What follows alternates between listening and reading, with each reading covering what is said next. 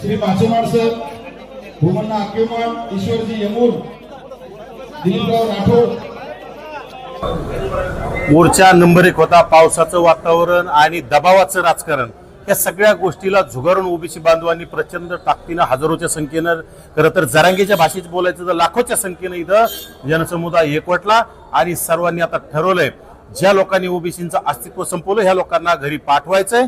आणि आज आम्हाला सर्व मोर्चा झाल्याच्या नंतर बी आणखी सुद्धा ओबीसी समाज बांधव आम्हाला भेटताय, बोलताय आणि तीच भावना त्यांची सुद्धा आम्ही जे बोलतोय ते त्यांनी करायचं ठरवलंय। कारण ओबीसींचं 2 सप्टेंबरच्या JR मधून ओबीसींचं राजकीय अस्तित्व जर संपत असेल तर ओबीसी स्वस्थ बसणार नाही। कारण की जर ह्या प्रस्थापित मराठ्यांना ओबीसीचा ग्रामपंचायत सदस्य चालत नसेल तर आम्हाला यांचा जिल्हा परिषद सदस्य चालणार नाही, आम्हाला यांचा पंचायत समिती सदस्य चालणार नाही, आम्हाला इथून पुढे यांचा आमदार चालणार नाही, यांचा खासदार चालणार नाही, यांचे मंत्री चालणार नाही।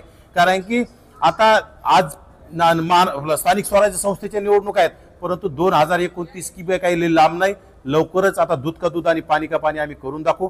ज्या राज्य सरकारनं ओबीसी आमचा DNA म्हटला आणि लोकनेते स्वर्गीय गोपीनाथराव मुंडे साहेबांमुळे आजपर्यंत आम्ही यांना निवडून देत आलो। कमळाचं चिन्ह पाहून आमचे लोक यांना मतदान करत आले आणि त्यांनी जर आमच्या पाठीत खंजीर खुपसण्याचं काम केलं असेल, त्यांनी जर आमचं राजकीय हत्या करण्याचं काम केलं असेल तर नक्कीच गोपीनाथ मुंडे साहेबांची शपथ घेऊन सांगतो ओबीसी समाज यांची जागा दाखवल्याशिवाय स्वस्थ बसणार नाही। आणि त्यांनी जसं सांगितलंय आम्ही ओबीसींना धक्का न लागता मराठ्यांना आरक्षण दिलंय, तसं आम्ही कमळाला, आम्ही बाणाला आणि घड्याळीला धक्का न लागता ओबीसी मतदान करेल आणि ओबीसीलाच मतदान करेल। ओपनच्या जागेवर सुद्धा आम्ही ओबीसीचे उमेदवार देणार आहोत, ओपनच्या जागेवर ओबीसीचे उमेदवार निवडून आणणार आहोत आणि ज्या ठिकाणी ओबीसींच्या जागेवर बोगस ओबीसी देतात तिथं सुद्धा आम्ही जशास तसं उत्तर द्यायला समर्थ आहोत।